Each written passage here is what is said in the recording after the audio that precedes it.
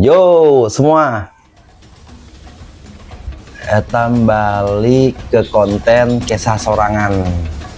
Ini lagi di studio Kutai Beneh, dan ini kayaknya jadi tempat saya sering kisahannya. Jadi saya sering keliling Kutai Kartanegara, ngobrol sama pelaku usaha kecil dari pedagang kaki lima, UMKM kreatif, dan satu hal yang terus saya dengar, banyak dari mereka punya semangat besar, tapi pertumbuhan usahanya stagnan atau stuck. Itu saya pikir bukan cuma soal modal, ada pola lebih dalam yang sering terlewat. Nah, hari ini saya mengulik kenapa banyak pengusaha lokal di Kukar susah naik kelas. Yuk ya, teman santai. Ya, tapi sekilas ekonomi Kaltim dan Kukar sebenarnya punya momentum. Menurut data BPS, ekonomi Provinsi Kalimantan Timur tumbuh sebesar 5,52% dari tahun ke tahun untuk triwulan 3 2024. Tapi pertumbuhan ini tidak otomatis berarti semua UMKM lokal di Kukar merasakan keuntungan besar. Nah, itu kenapa? Di sisi lain, data dari Bank Indonesia menunjukkan kredit UMKM di Kaltim tumbuh cukup positif. Banyak yang utang berarti. Nah, kredit UMKM triwulan 1 2024 meningkat 11,12% setiap tahun. Artinya ada dorongan modal, tetapi tidak semua modal itu bisa disampaikan atau diterjemahkan jadi pertumbuhan usaha yang berkelanjutan. Itu kan yang kita cari kan, kayak ada ketimpangan gitu. Menariknya juga, di Kukar sendiri, transaksi digital atau QRIS yang kita sebut lah, seringnya e-wallet, dana, atau apapun itulah, itu meledak, bahkan bertumbuh sangat signifikan sekali. Menurut BI, transaksi QRIS di Kukar naik 476% dalam beberapa periode terakhir. Itu sangat signifikan naiknya.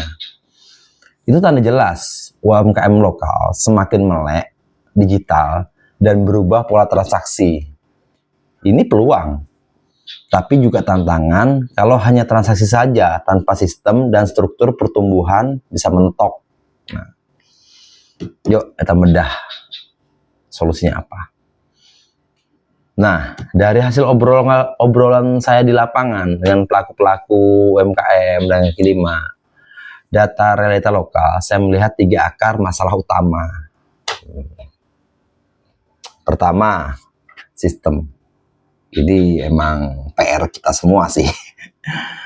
Banyak usaha lokal di Kukar masih berjalan secara sangat personal. Struktur bisnis tergantung pada pemilik atau owner. Tidak ada SOP, standar operating procedure, yang jelas. Karena begitu pemilik atau bos capek, sakit, atau apa itu, usaha bisa berhenti. Atau bisa jalan, tapi performanya menurun nih, karena tidak maksimal pelayanannya, tidak bosnya. Nah, itu penting SOP. Kedua, pasar. Sejumlah UMKM lokal hanya menjual di lingkaran pertemanan atau sesama tetangga. Nah, ring 1 katanya tuh, pertemanan atau tetangga, jangan kenal-kenal kita aja. Nah, brandnya masih belum dibangun. Padahal di zaman sekarang, pembeli tidak hanya beli barang, tetapi cerita di balik produk. Cerita di balik produk itu sangat penting sekali. Cerita lokal, cerita nilai, atau kelebihan produk itu apa, value-nya. UMKM itu bisa memperluas jangkauan dengan digital, tapi kalau hanya modal digital tanpa memperkuat brand, ya omsetnya gitu-gitu aja mentoknya. Sekarang nih cerita, atau content is the king jarnya. Ketiga, jaringan. Ini relasi atau apa. Relasi sangat menentukan. Ekonomi lokal itu tidak berjalan hanya lewat produk, tetapi lewat kolaborasi dan komunitas. Sinergi antar pengusaha dan koneksi dengan pemangku kebijakan lokal. Banyak usaha di Kukar belum cukup aktif membangun jaringan bisnis. Mereka itu merasa cukup dengan lingkungan kecil, padahal potensi pertumbuhan datang ketika jaringan diperluas. Jadi itu pentingnya bangun relasi ya, sebagai owner usaha yang kita bangun. Tapi akar masalah tidak hanya soal strategi teknis, ada mentalitas yang juga harus dirombak. Nah, ini mindset, mental. Karena pengusaha itu nomor satunya mental. Berapa tahan kamu dengan jatuh atau bahkan terpuruk sekalipun. Banyak pengusaha lokal tuh masih ingin cepat berhasil. Padahal bisnis sehat itu butuh waktu untuk tumbuh, sistem, proses, dan pembelajaran terus-menerus karena bisnis itu telah bertumbuh.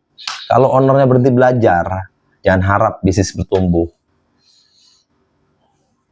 Ada lagi, rasa takut delegasi sangat besar. Nah, delegasi itu menyerahkan kepada orang selain kita. Karena belum percaya sistem, pemilik enggan melepas sebagian kendali, padahal delegasi adalah kunci agar bisnis bisa dikembangkan tanpa memilih harus kerja non-stop. Nah, jadi kita ini pemegang intinya, yang teknis itu sebenarnya orang non-skill. Biasanya tuh minder dengan orang luar. Kadang pengusaha lokal takut kelihatan kecil di depan investor. Komunitas besar atau jaringan yang lebih profesional.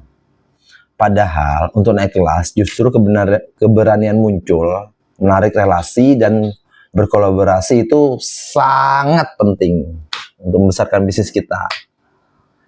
Jadi kalau pola pikir ini nggak diubah, potensi besar UMKM lokal akan sia-sia.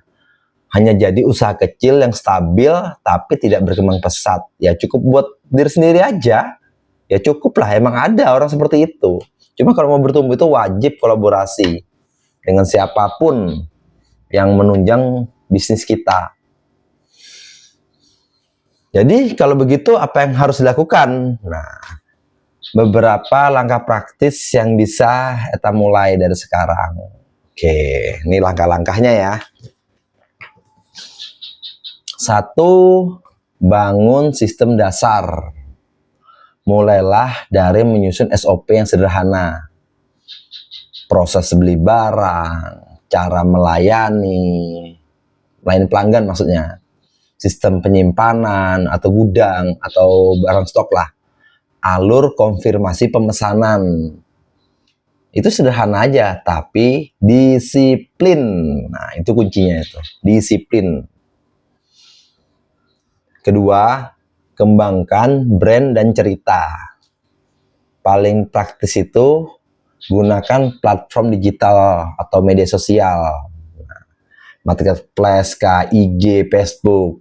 Tidak cuma untuk menjual, tapi untuk berbagi cerita. Ceritakan siapa kamu, mengapa usahamu itu penting, dan apa nilai yang kamu perjuangkan di situ.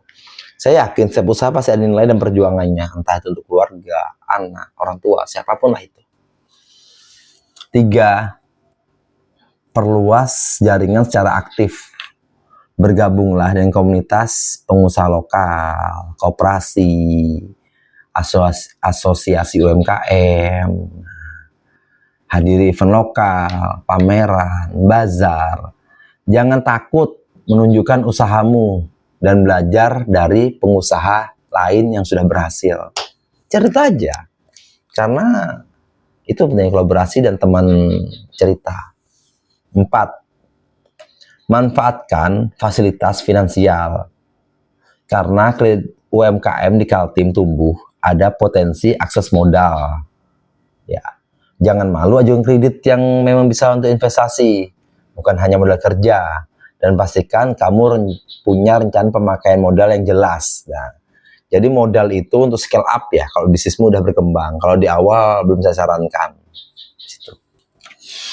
Oke, 5. Konsisten, evaluasi, dan adaptasi. Pantau KPI, kecil aja. Itu Key Performance indikator untuk evaluasi kita. Berapa pelanggan setiap bulan, berapa omset digital, berapa persentase repeat order. Dari situ kami bisa menguji strategi mana yang bekerja dan mana yang perlu dibuang. Kalau kita tidak mencoba, ya tidak tahu, kan gitu. Dan saya percaya Kutai atau Kukar punya potensi besar, bukan hanya sebagai tambang sumber daya alam. Itu kan yang sering dibangga-banggakan lu kan, tapi merusak banyak tuh. Saya percaya Kutai itu sebagai pusat ekonomi kreatif masyarakat lokal yang tumbuh dari bawah. Tapi potensi itu tidak otomatis jadi kenyataan. Butuh kerja keras dan strategi nyata. Jadi kalau kamu pelaku usaha lokal merasa stuck, tidak tahu harus mulai dari mana, atau butuh ruang diskusi, ini kita ada komunitas Giwara. Kita bisa bikin komunitas belajar, kolaborasi, dan saling dorong supaya usaha lokal naik kelas. Ya kita saling bergandengan tangan lah, saling membantu. Dan saya pun tidak sempurna, ada salah juga. Kita saling sharing di sana. Setidaknya ada teman kawan kisah lah buat bangun usaha. Jadi yuk, ayo bangun sistemnya, perkuat brandnya, dan perluas relasinya. Bersama Sugiwara, kita bisa dorong ekonomi lokal, khususnya Kutai, ke level yang lebih tinggi. Terima kasih sudah menonton dan sampai jumpa di konten berikutnya. Bye. Tanah air ini warisan suci. Kami pemuda, kami bersumpah menjaga negeri.